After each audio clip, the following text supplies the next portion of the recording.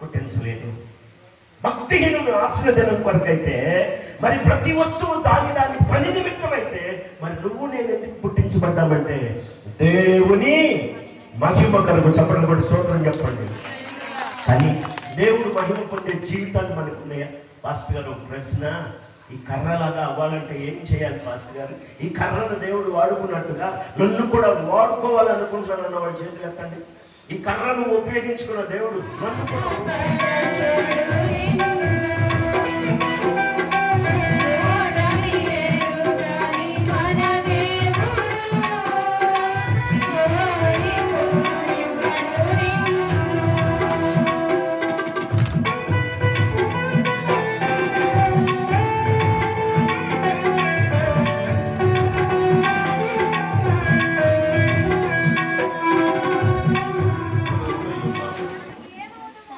మనమిక ఏమవుదుమో అది ఇంకా ప్రత్యక్షపరచబడలేదు, కానీ ఆయన ప్రత్యక్షమైనప్పుడు ఆయన ఉన్నట్లుగానే ఆయనను చూతుము గనుక ఆయనను పోలియుందుమని ఎరుగుదుము.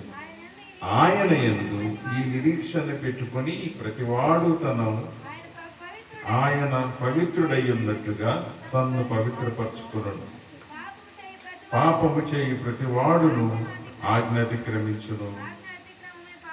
ఆజ్ఞాతిక్రమమే పాపము. పాపములను తీసివేయుటకై ఆయన ప్రత్యక్షమాయనని మీకు తెలియను.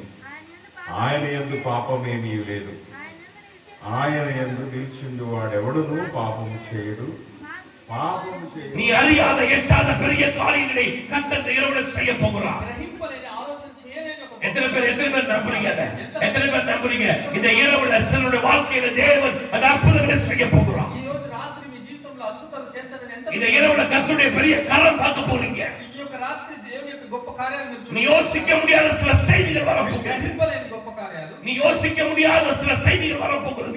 మీరు గ్రహింపలేని గొప్ప విషయాలు. தேவனுடைய பெரிய மகிமை உன் வாழ்க்கையில கர்த்தர் செய்ய போகிறார். దేవుని యొక్క గొప్ప కార్యాలు சில அடைக்கப்பட்ட வாசல்களை கர்த்தர் இந்த இரவுல திறக்கிறார்.